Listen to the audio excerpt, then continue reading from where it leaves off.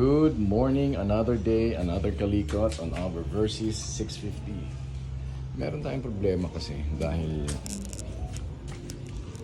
hard starting na tong Versys. So, ilang taon na ba to? Ngayon ay 7 years old and still looking good. Very reliable motorcycle. And the problem is dahil sobrang tagal na, all stock, ay unti-unti nang hindi gumagana yung mga piyesa. So may problema tayo ngayon dito. Hard starting na.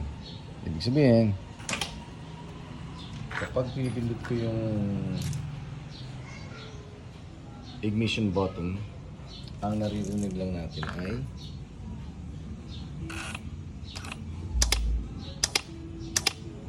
so ibig sabihin, sira na ang ating starter relay. Ito, ang binuksan ko na kanina para makita na natin agad.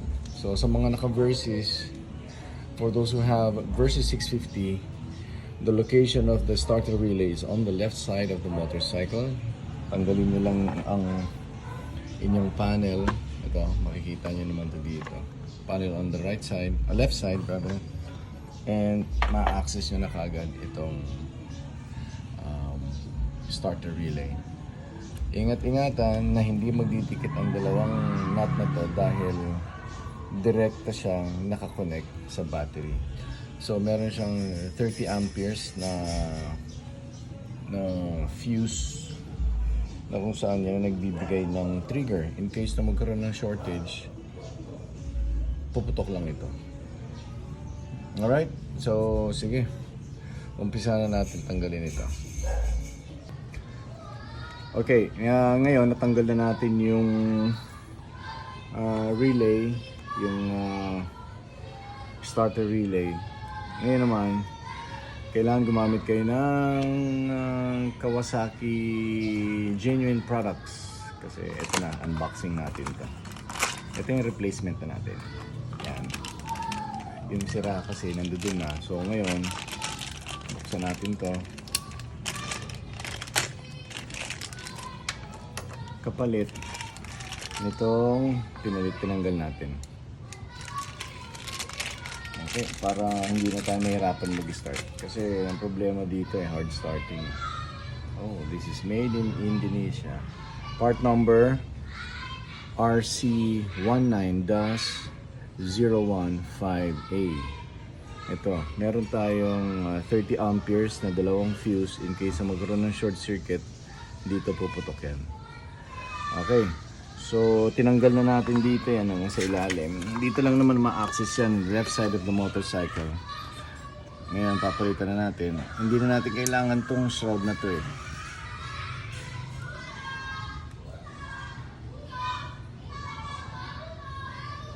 Oops.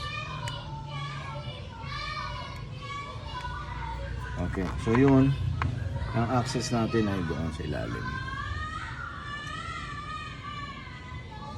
Medyo mahirap lang tanggalin ito. Pause. So, ito na yung bago natin relay para dito sa Versys 650. Ngayon, tinanggal na natin yung shroud niya. Ito yung luma. So, napalitan na natin. Tinanggal ko na kanina.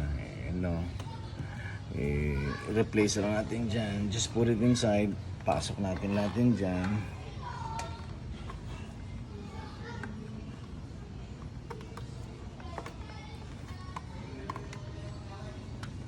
Yun, just push it inside.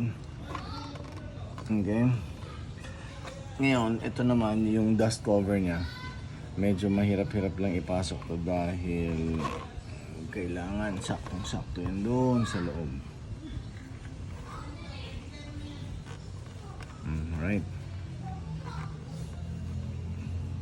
Okay. Ngayon, ito naman dalawang clip na to. Yung